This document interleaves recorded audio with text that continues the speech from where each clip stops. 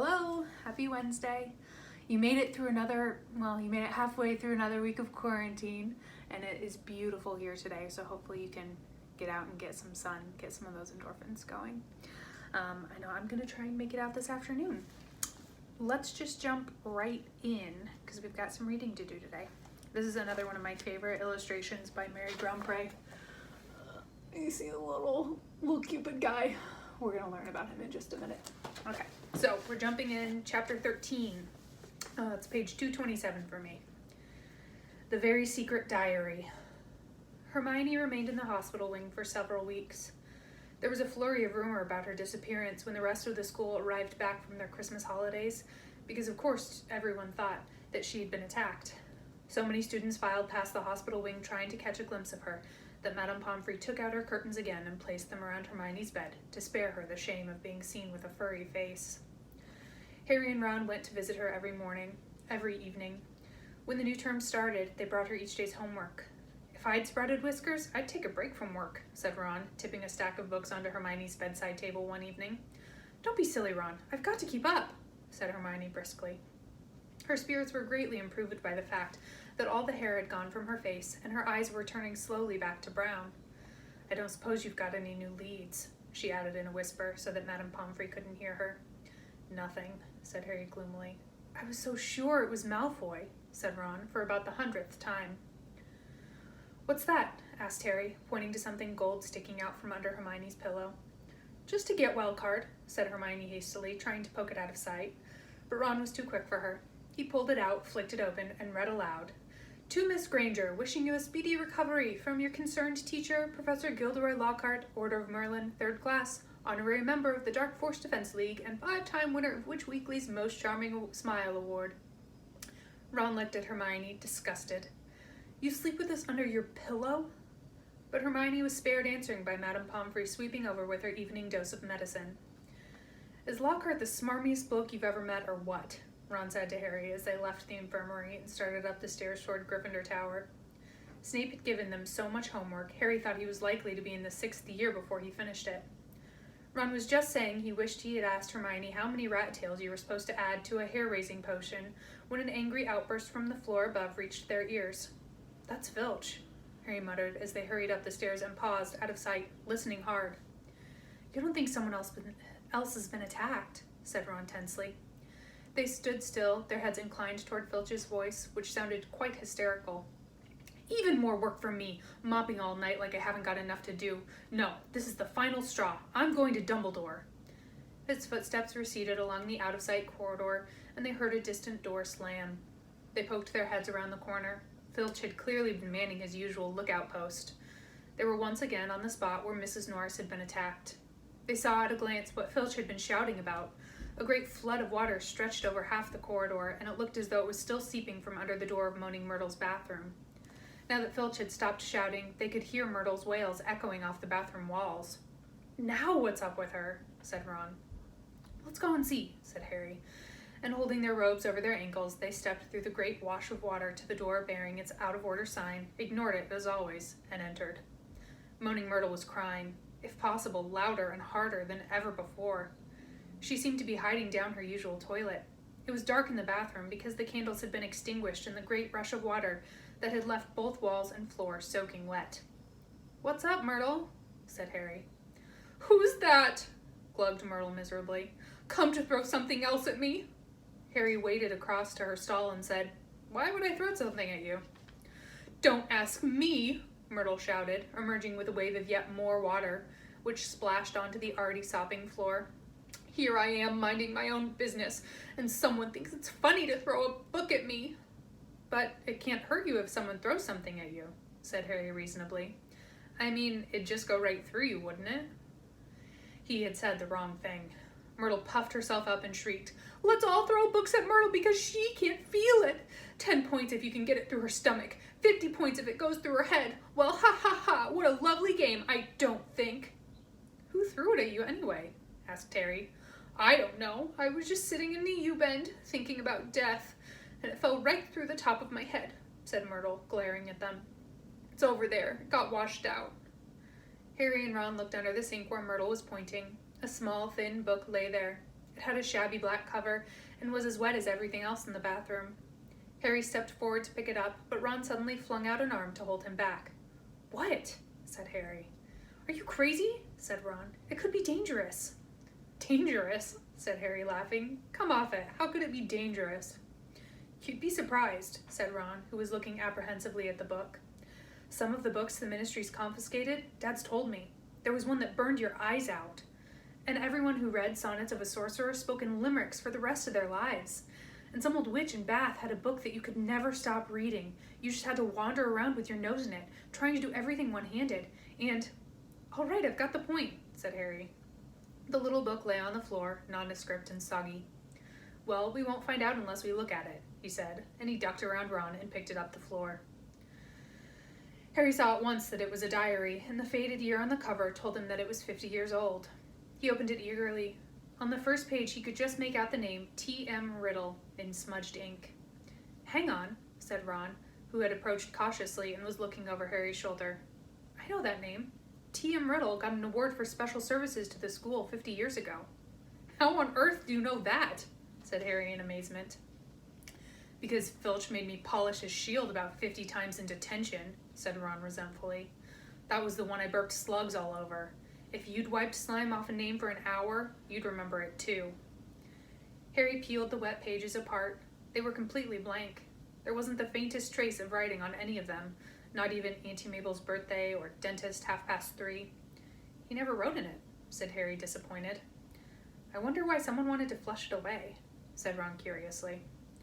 Harry turned to the back cover of the book and saw the printed name of a variety store on Vauxhall Road, London. "He must have been Muggle-born," said Harry thoughtfully. "To have bought a diary from Vauxhall Road? Well, it's not much use to you," said Ron. He dropped his voice. 50 points if you can get it through Myrtle's nose." Harry, however, pocketed it. Hermione left the hospital wing de-whiskered, tailless, and fur-free at the beginning of February. On her first evening back in Gryffindor Tower, Harry showed her T.M. Riddle's diary and told her the story of how they had found it. "Oh, it might have hidden powers," said Hermione enthusiastically, taking the diary and looking at it closely. "If it has, it's hiding them very well," said Ron. "Maybe it's shy. I don't know why you don't chuck it, Harry." "I wish I knew why someone did try and chuck it," said Harry. "I wouldn't mind knowing how Riddle got an award for special services to Hogwarts either." "Could have been anything," said Ron. "Maybe he got 30 OWLs or saved a teacher from the giant squid. Maybe he murdered Myrtle. That would have done everyone a favor." But Harry could tell from the arrested look on Hermione's face that she was thinking what he was thinking. "What?" said Ron, looking from one to the other. "Well, the Chamber of Secrets was opened 50 years ago, wasn't it?" he said. "That's what Malfoy said." "Yeah," said Ron slowly. "And this diary is 50 years old," said Hermione, tapping it excitedly. "So?" "Oh, Ron, wake up," snapped Hermione. "We know the person who opened the chamber last time was expelled 50 years ago. We know T.M. Riddle got an award for special services to the school 50 years ago. Well, what if Riddle got his special award for catching the heir of Slytherin? His diary would probably tell us everything, where the chamber is and how to open it, and what sort of creature lives in it. The person who's behind the attacks this time wouldn't want that lying around, would they?" "That's a brilliant theory, Hermione," said Ron, "with just one tiny little flaw. There's nothing written in his diary." But Hermione was pulling her wand out of her bag. "It might be invisible ink," she whispered. She tapped the diary 3 times and said, "Apericium." Nothing happened. Undaunted, Hermione shoved her hand back into her bag and pulled out what appeared to be a bright red eraser. "It's a revealer. I got it in Diagon Alley," she said. She rubbed hard on January 1st. Nothing happened. "I'm telling you, there's nothing to find in there," said Ron. "Riddle just got a diary for Christmas and couldn't be bothered filling it in." Harry couldn't explain, even to himself, why he didn't just throw Riddle's diary away. The fact was that even though he knew the diary was blank, he kept absent-mindedly picking it up and turning the pages, as though it were a story he wanted to finish. And while Harry was sure he had never heard the name T.M. Riddle before, it still seemed to mean something to him, almost as though Riddle was a friend he'd had when he was very small and had half forgotten. But this was absurd. He'd never had friends before Hogwarts. Dudley had made sure of that.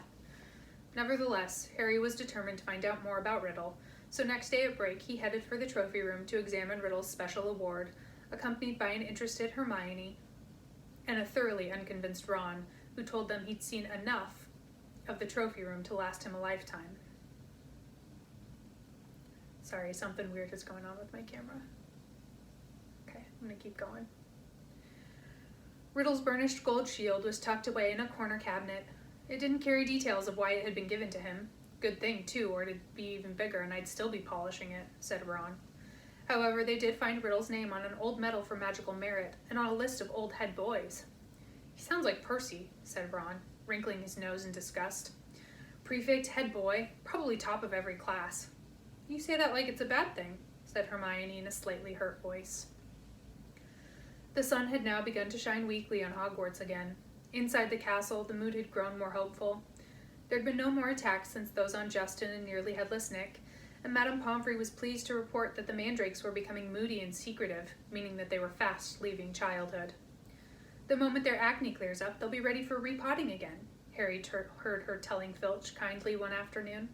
And after that, it won't be long until we're cutting them up and stewing them. You'll have Mrs. Norris back in no time. Perhaps the heir of Slytherin had lost his or her nerve, thought Harry. It must be getting riskier and riskier to open the Chamber of Secrets, with the school so alert and suspicious. Perhaps the monster, whatever it was even now settling itself down to hibernate for another 50 years.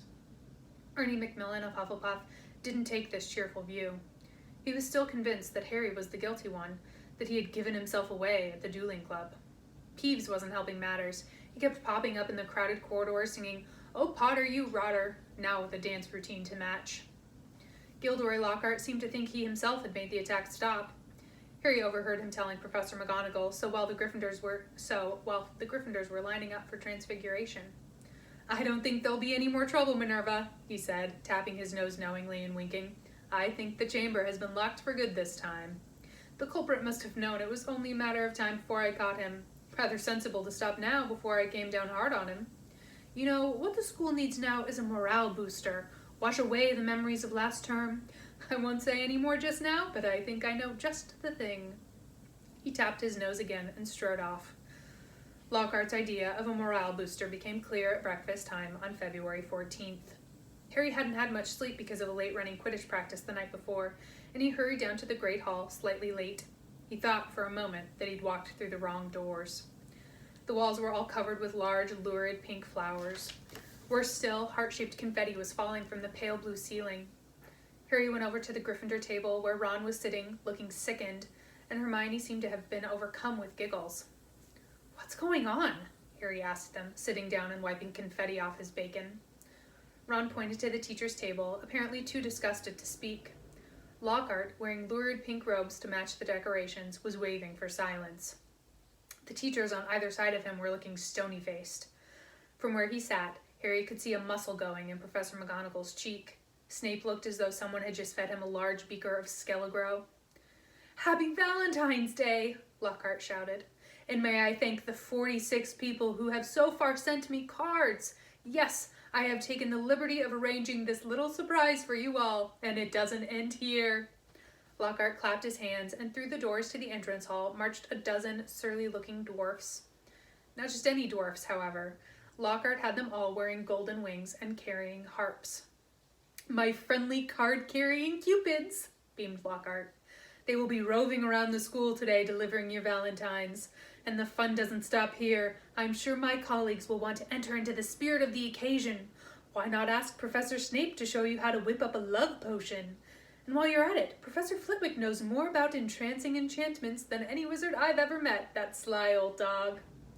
Professor Flitwick buried his face in his hands. Snape was looking as though the first person to ask him for a love potion would be force-fed poison. "Please, Hermione, tell me you weren't one of the 46, said Ron as they left the Great Hall for their first lesson. Hermione suddenly became very interested in searching her bag for her schedule and didn't answer. All day long, the dwarfs kept barging into their classes to deliver valentines, to the annoyance of the teachers, and late that afternoon, as the Gryffindors were walking upstairs for charms, one of the dwarfs caught up with Harry. "Oi, you! Harry Potter!" shouted a particularly grim-looking dwarf, elbowing people out of the way to get to Harry. Hot all over at the thought of being given a valentine in front of a line of first years, which happened to include Ginny Weasley, Harry tried to escape. The dwarf, however, cut his way through the crowd by kicking people's shins and reached him before he'd gone 2 paces. "I've got a musical message to deliver to Harry Potter in person," he said, twanging his harp in a threatening sort of way. "Not here," Harry hissed, trying to escape. "Stay still," grunted the dwarf, grabbing hold of Harry's bag and pulling him back. "Let me go," Harry snarled, tugging. With a loud ripping noise, his bag split in 2. His books, wand, parchment, and quill spilled onto the floor, and his ink bottle smashed over everything. Harry scrambled around, trying to pick it all up before the dwarf started singing, causing something of a holdup in the corridor. "What's going on here?" came the cold, drawling voice of Draco Malfoy. Harry started stuffing everything feverishly into his ripped bag, desperate to get away before Malfoy could hear his musical valentine. "What's all this commotion?" said another familiar voice as Percy Weasley arrived. Losing his head, Harry tried to make a run for it, but the dwarf seized him around the knees and brought him crashing to the floor. "Right," he said, sitting on Harry's ankles. "Here is your singing valentine. His eyes are as green as a fresh pickled toad, his hair is as dark as a blackboard. I wish he was mine, he's really divine, the hero who conquered the Dark Lord." Harry would have given all the golden Gringotts to evaporate on the spot. Trying valiantly to laugh along with everyone else, he got up, his feet numb from the weight of the dwarf, as Percy Weasley did his best to disperse the crowd, some of whom were crying with mirth. Off you go, the bell rang 5 minutes ago, off to class now," he said, shooing some of the younger students away. "And you, Malfoy." Harry, glancing over, saw Malfoy stoop and snatch up something. Leering, he showed it to Crabbe and Goyle, and Harry realized that he'd got Riddle's diary. "Give that back," said Harry quietly. "Wonder what Potter's written in this," said Malfoy, who obviously hadn't noticed the year on the cover and thought he had Harry's own diary. A hush fell over the onlookers. Ginny was staring from the diary to Harry, looking terrified. "Hand it over, Malfoy," said Percy sternly. "When I've had a look," said Malfoy, waving the diary tauntingly at Harry. Percy said, "As school prefect," but Harry had lost his temper. He pulled out his wand and shouted, "Expelliarmus!" And just as Snape had disarmed Lockhart, so Malfoy found the diary shooting out of his hand into the air. Ron, grinning broadly, caught it. "Harry!" said Percy loudly. "No magic in the corridors! I'll have to report this, you know!" But Harry didn't care. He was one up on Malfoy, and that was worth 5 points from Gryffindor any day. Malfoy was looking furious, and as Ginny passed him to enter her classroom, he yelled spitefully after her, "I don't think Potter liked your Valentine much." Ginny covered her face with her hands and ran into class. Snarling, Ron pulled out his wand too, but Harry pulled him away. Ron didn't need to spend the whole of Charms belching slugs. It wasn't until they had reached Professor Flitwick's class that Harry noticed something rather odd about Riddle's diary. All his other books were drenched in scarlet ink. The diary, however, was as clean as it had been before the ink bottle had smashed all over it. He tried to point this out to Ron, but Ron was having trouble with his wand again. Large purple bubbles were blossoming out of the end, and he wasn't much interested in anything else. Harry went to bed before anyone else in his dormitory that night. This was partly because he didn't think he could stand Fred and George singing, "His eyes are as green as a fresh pickled toad," one more time, and partly because he wanted to examine Riddle's diary again, and knew that Ron thought he was wasting his time. Harry sat on his four-poster and flicked through the blank pages, not one of which had a trace of scarlet ink on it. Then he pulled the new bottle out of his bedside cabinet, dipped his quill into it, and dropped a blot onto the first page of his diary. The ink shone brightly on the paper for a second, and then, as though it was being sucked into the page, vanished. Excited, Harry loaded up his quill a second time and wrote, "My name is Harry Potter." The words shone momentarily on the page, and they too sank without trace. Then at last, something happened. Oozing back out of the page, in his very own ink, came words Harry had never written. "Hello, Harry Potter. My name is Tom Riddle. How did you come by my diary?" These words, too, faded away, but not before Harry had started to scribble back. Someone tried to flush it down the toilet. He waited eagerly for Riddle's reply. "Lucky that I recorded my memories in some more lasting way than ink, but I always knew that there would be those who would not want this diary read." "What do you mean?" Harry scrawled, blotting the page in his excitement. "I mean that this diary holds memories of terrible things, things that were covered up, things that happened at Hogwarts School of Witchcraft and Wizardry." "That's where I am now," Harry wrote quickly. I'm at Hogwarts, and horrible stuff's been happening. Do you know anything about the Chamber of Secrets? His heart was hammering. Riddle's reply came quickly, his writing becoming untidier, as though he was hurrying to tell all he knew. Of course I know about the Chamber of Secrets. In my day, they told us it was a legend, that it did not exist. But that was a lie. In my 5th year, the chamber was opened, and the monster attacked several students, finally killing one. I caught the person who'd opened the chamber, and he was expelled. But the headmaster, Professor Dippet, ashamed that such a thing had happened at Hogwarts, forbade me to tell the truth. A story was given out that the girl had died in a freak accident. They gave me a nice, shiny, engraved trophy for my trouble and warned me to keep my mouth shut. But I knew it could happen again. The monster lived on, and the one who had the power to release it was not imprisoned. Harry nearly upset his ink bottle in his hurry to write back. It's happening again now. There have been 3 attacks, and no one seems to know who's behind them. Who was it last time? I can show you if you like, came Riddle's reply. You don't have to take my word for it. I can take you inside my memory of the night when I caught him. Harry hesitated, his quill suspended over the diary. What did Riddle mean? How could he be taken inside someone else's memory? He glanced nervously at the door to the dormitory, which was growing dark. When he looked back at the diary, he saw fresh words forming. Let me show you. Harry paused for a fraction of a second, and then wrote 2 letters. Okay. The pages of the diary began to blow as though caught in a high wind, stopping halfway through the month of June. Mouth hanging open, Harry saw that the little square for June 13th seemed to have turned into a minuscule television screen. His hands trembling slightly, he raised the book to press his eye against the little window, and before he knew what was happening, he was tilting forward. The window was widening, he felt his body leave his bed, and he was pitched headfirst through the opening in the page into a whirl of color and shadow. He felt his feet hit solid ground and stood, shaking as the blurred shapes around him came suddenly into focus. He knew immediately where he was. This circular room with the sleeping portraits was Dumbledore's office, but it wasn't Dumbledore who was sitting behind the desk. A wizened, frail-looking wizard, bald except for a few wisps of white hair, was reading a letter by candlelight. Harry had never seen this man before. I'm sorry, he said shakily. I didn't mean to butt in. But the wizard didn't look up. He continued to read. Frowning slightly, Harry drew near to his desk and stammered, I'll just go, shall I? Still, the wizard ignored him. He didn't seem to have heard him. Thinking that the wizard might be deaf, Harry raised his voice. Sorry I disturbed you. I'll go now, he half shouted. The wizard folded up the letter with a sigh, stood up, walked past Harry without glancing at him, and went to draw the curtains at his window. The sky outside the window was ruby red. It seemed to be sunset. The wizard went back to the desk, sat down and twiddled his thumbs, watching the door. Harry looked around the office. No Fox the Phoenix, no whirring silver contraptions. This was Hogwarts as Riddle had known it, meaning that this unknown wizard was headmaster, not Dumbledore, and he, Harry, was little more than a phantom, completely invisible to the people of 50 years ago. There was a knock on the office door. Enter, said the old wizard in a feeble voice. A boy of about 16 entered, taking off his pointed hat. A silver prefix badge was glinting on his chest. He was much taller than Harry, but he, too, had jet black hair. Ah, Riddle, said the headmaster. You wanted to see me, Professor Dippet? Said Riddle. He looked nervous. Sit down, said Dippet. I've just been reading the letter you sent me. Oh, said Riddle. He sat down, gripping his hands together very tightly. My dear boy, said Dippet kindly, I cannot possibly let you stay at school over the summer. Surely you want to go home for the holidays.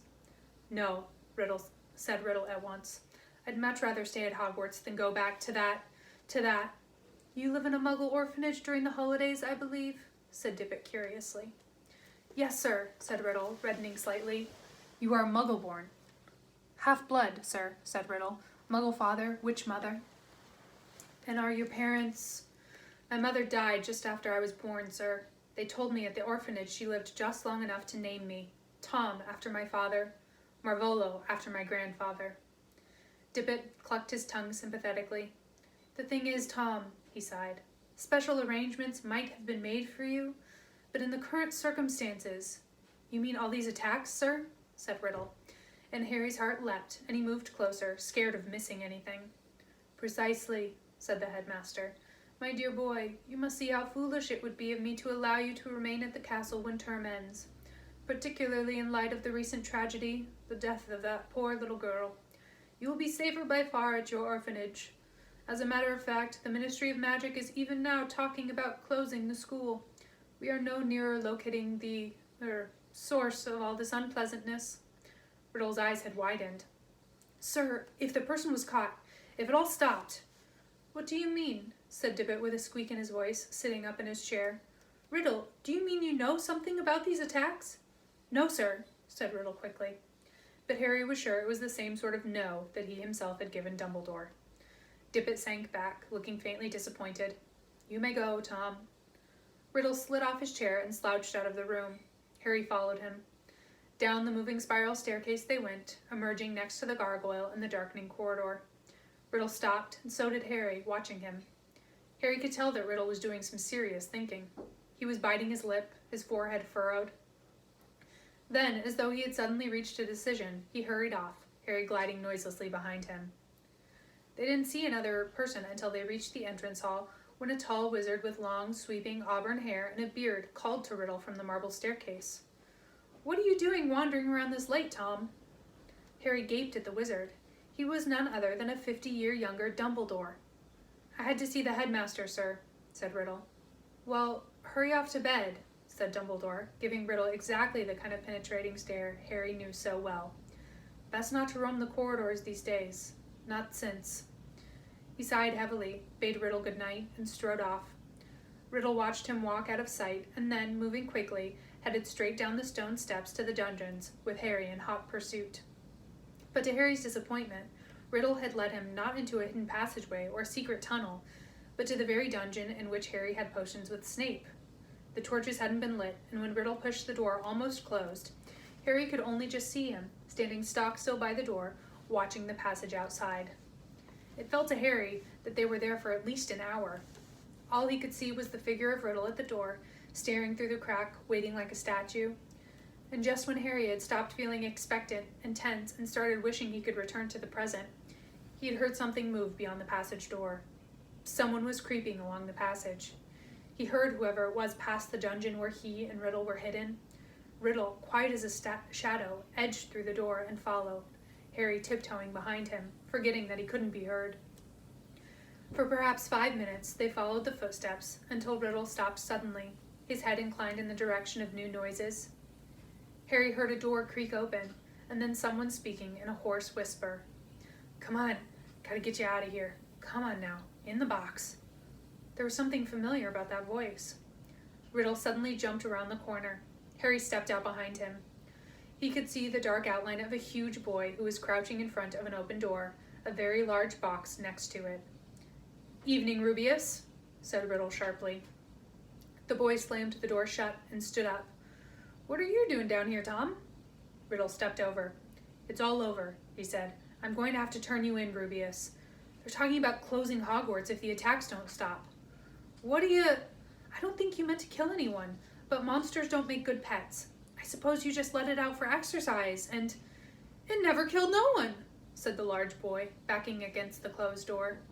From behind him, Harry could hear a funny rustling and clicking. Come on, Rubeus, said Riddle, moving yet closer. The dead girl's parents will be here tomorrow. The least Hogwarts can do is make sure that the thing that killed their daughter is slaughtered. It wasn't him, roared the boy, his voice echoing in the dark passage. He wouldn't. He never. Stand aside, said Riddle, drawing out his wand. His spell lit the corridor with a sudden flaming light. The door behind the large boy flew open with such force it knocked him into the wall opposite. And out of it came something that made Harry let out a long, piercing scream, unheard by anyone. A vast, low-slung, hairy body and a tangle of black legs, a gleam of many eyes and a pair of razor-sharp pincers. Riddle raised his wand again, but he was too late. The thing bowled him over as it scuttled away, tearing up the corridor and out of sight. Riddle scrambled to his feet, looking after it. He raised his wand, but the huge boy leapt on him, seized his wand, and threw him back down, yelling, "No!" The scene whirled. The darkness became complete. Harry felt himself falling, and with a crash, he landed spread-eagled on his four-poster in the Gryffindor dormitory, Riddle's diary lying open on his stomach. Before he had had time to regain his breath, the dormitory door opened and Ron came in. "There you are," he said. Harry sat up. He was sweating and shaking. "What's up?" said Ron, looking at him with concern. "It was Hagrid, Ron. Hagrid opened the Chamber of Secrets 50 years ago."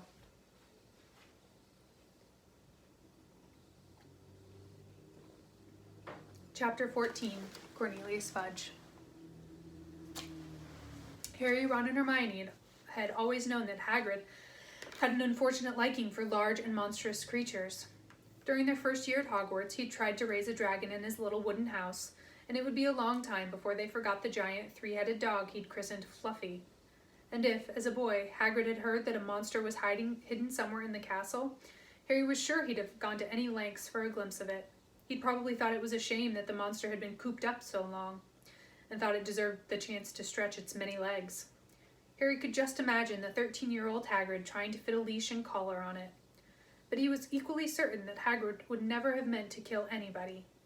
Harry half wished he hadn't found out how to work Riddle's diary. Again and again, Ron and Hermione made him recount what he'd seen, until he was heartily sick of telling them, and sick of the long, circular conversations that followed.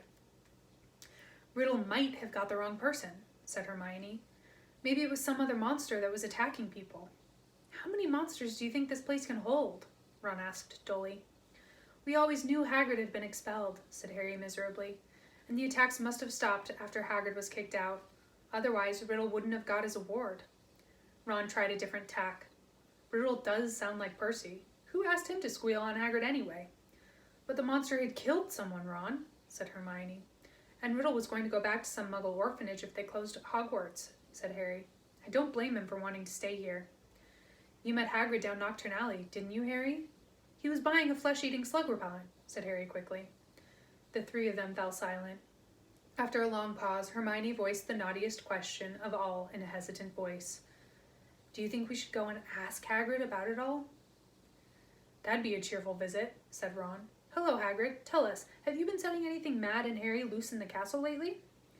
In the end, they decided that they would not say anything to Hagrid unless there was another attack, and as more and more days went by with no whisper from the disembodied voice, they became hopeful that they would never need to talk to him about why he'd been expelled. It was now nearly 4 months since Justin and Nearly Headless Nick had been petrified, and nearly everybody seemed to think that the attacker, whoever it was, had retired for good. Peeves had finally got bored of his "Oh Potter, you rotter" song. Ernie Macmillan had asked Harry quite politely to pass a bucket of leaping toadstools in herbology one day. And in March, several of the mandrakes threw a loud and raucous party in Greenhouse 3. This made Professor Sprout very happy. "The moment they start trying to move into each other's pots, we'll know they're fully mature," she told Harry. "Then we'll be able to revive those poor people in the hospital wing." The second years were given something new to think about during their Easter holidays. The time had come to choose their subjects for the third year, a matter that Hermione, at least, took very seriously. "It could affect our whole future," she told Harry and Ron as they pored over lists of new subjects, marking them with checks. "I just want to give up potions," said Harry. "We can't," said Ron gloomily. "We keep all our old subjects, or I'd have ditched Defense Against the Dark Arts." "But that's very important," said Hermione, shocked. "Not the way Lockhart teaches it," said Ron. "I haven't learned anything from him except not to set pixies loose." Neville Longbottom had been sent letters from all the witches and wizards in his family, all giving him different advice on what to choose. Confused and worried, he sat reading the subject lists with his tongue poking out, asking people whether they thought arithmancy sounded more difficult than the study of ancient runes. Dean Thomas, who, like Harry, had grown up with muggles, ended up closing his eyes and jabbing his wand at the list, then picking the subjects it landed on. Hermione took nobody's advice, but signed up for everything. Harry smiled grimly to himself at the thought of what Uncle Vernon and Aunt Petunia would say if he tried to discuss his career in wizardry with them. Not that he didn't get any guidance. Percy Weasley was eager to share his experience. "Depends on where you want to go, Harry," he said. "It's never too early to think about the future, so I'd recommend divination. People say Muggle studies is a soft option, but I personally think wizards should have a thorough understanding of the non-magical community, particularly if they're thinking of working in close contact with them. Look at my father. He has to deal with Muggle business all the time. My brother Charlie was always more of an outdoor type, so he went for care of magical creatures. Play to your strengths, Harry." But the only thing Harry felt he was really good at was Quidditch. In the end, he chose the same new subjects as Ron, feeling that if he was lousy at them, at least he'd have someone friendly to help him. Gryffindor's next Quidditch match would be against Hufflepuff. Wood was insisting on team practices every night after dinner, so that Harry barely had time for anything but Quidditch and homework. However, the training sessions were getting better, or at least drier. In the evening before Saturday's match, he went up to his dormitory to drop off his broomstick, feeling Gryffindor's chances for the Quidditch Cup had never been better. But his cheerful mood didn't last long.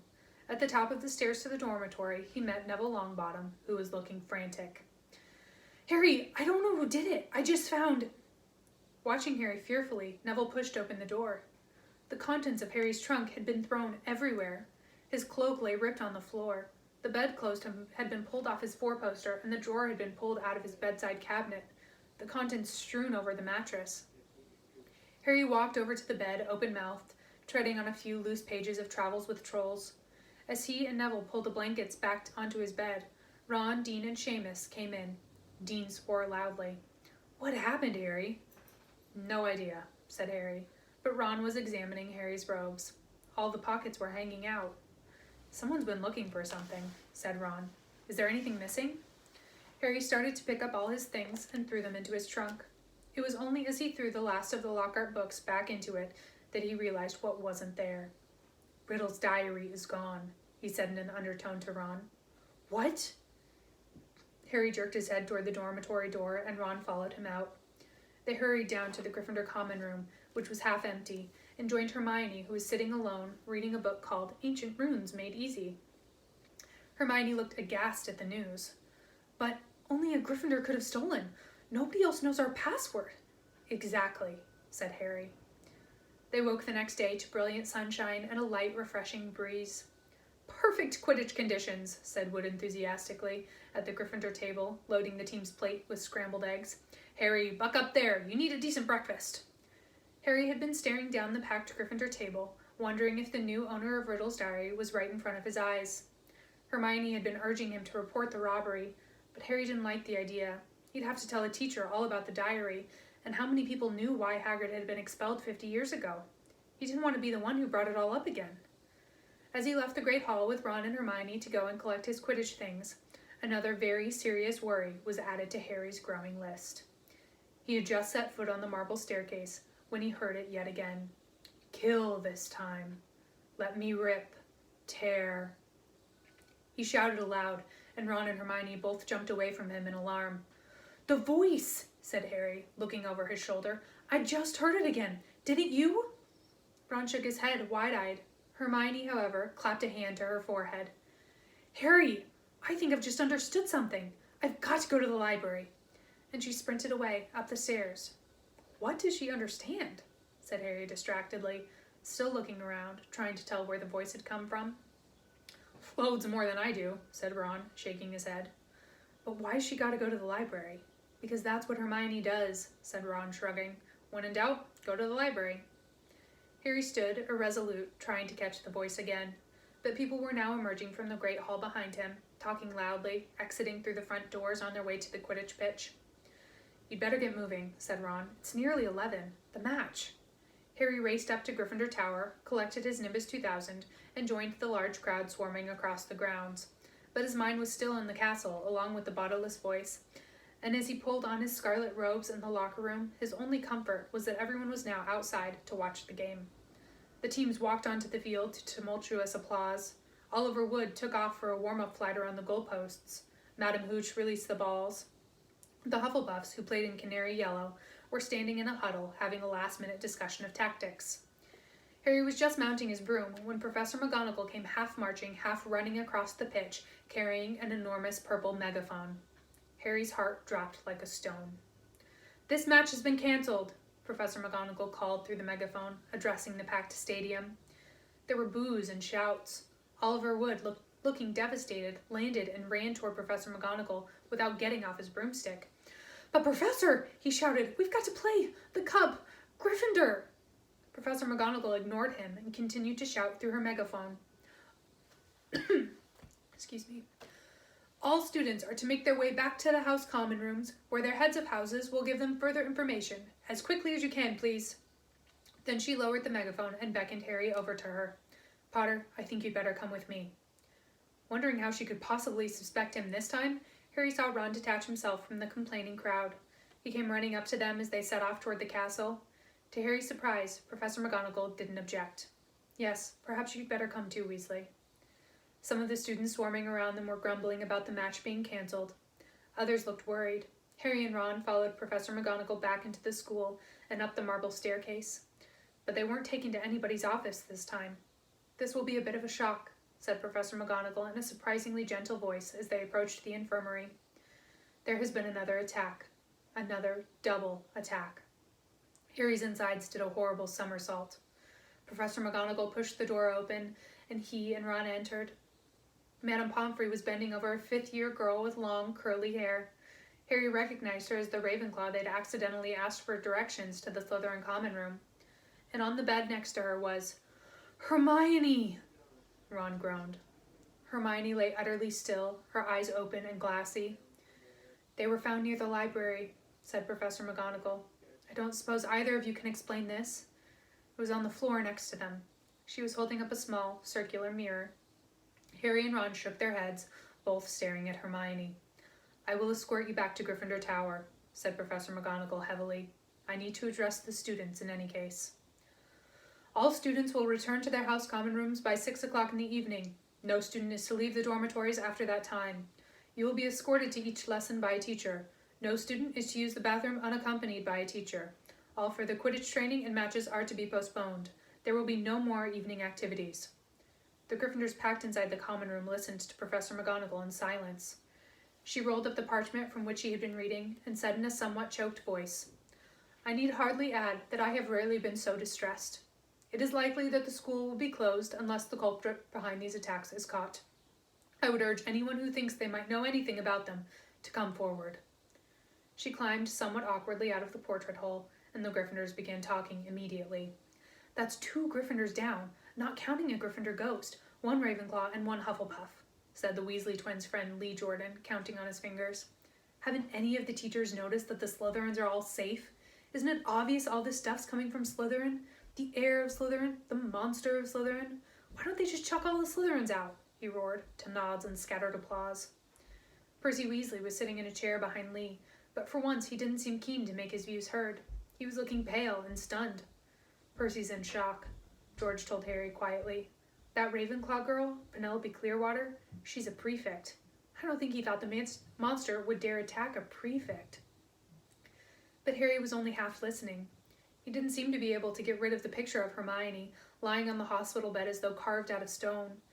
And if the culprit wasn't caught soon, he was looking at a lifetime back with the Dursleys. Tom Riddle had turned Hagridden because he was faced with the prospect of a Muggle orphanage if the school closed. Harry now knew exactly how he felt. What are we going to do? Said Ron quietly in Harry's ear. Do you think they suspect Hagrid? We've got to go and talk to him, said Harry, making up his mind. I don't believe it's him this time, but if he set the monster loose last time, he'll know how to get inside the Chamber of Secrets, and that's a start. But McGonagall said we've got to stay in our tower unless we're in class. I think, said Harry, more quietly still, it's time to get my dad's old cloak out again. I'm going to pause there today. We're on page 259. We'll pick up there tomorrow. Have a great sunny Wednesday.